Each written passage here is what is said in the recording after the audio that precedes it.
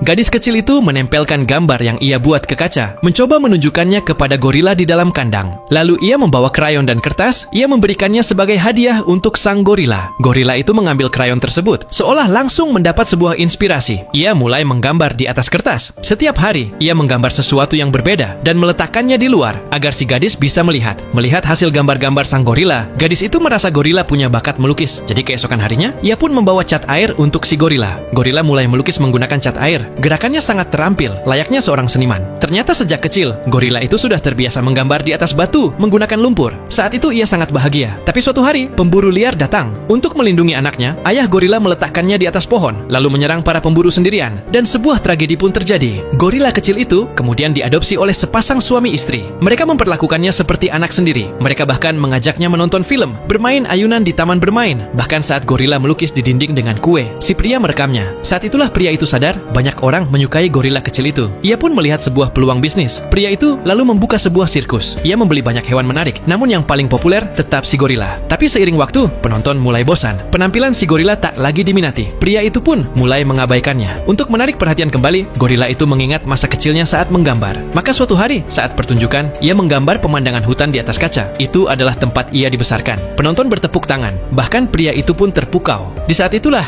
gadis kecil melihat mata si gorila dan sadar, gorila itu sangat rindu pulang ke alam liar. Gadis itu lalu meminta bantuan seorang jurnalis. Berita tentang si gorila pun tersebar luas. Semua orang tersentuh dengan kisahnya. Mereka menyerukan agar gorila dilepaskan. Gorila itu tersenyum. Akhirnya, pria itu menghubungi Asosiasi Perlindungan Hewan untuk memulangkan semua hewan ke alam. Sebelum pergi, pria itu masuk ke kandang untuk berpamitan dengan gorila. Ia menunjukkan foto kebersamaan mereka. Si gorila pun juga berterima kasih. Baginya, pria itu adalah ayah keduanya. Namun ia tahu tempat itu bukanlah rumahnya. Keesokan harinya, gorila itu dikembalikan ke hutan lindung nasional. Keinginannya akhirnya terwujud. Ini adalah film yang diadaptasi dari kisah nyata. Sekarang pertanyaannya, apakah kamu mau berteman dan mengadopsi gorila ini?